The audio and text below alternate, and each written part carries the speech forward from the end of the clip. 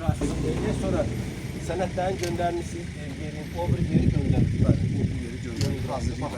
Bir de bakça indi açılanda kimin işi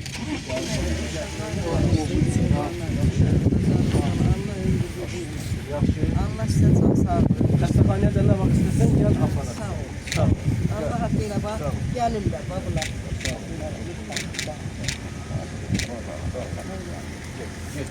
Gel narahat olma. Gelin çenetlerim güzel. Biz böylece güzel.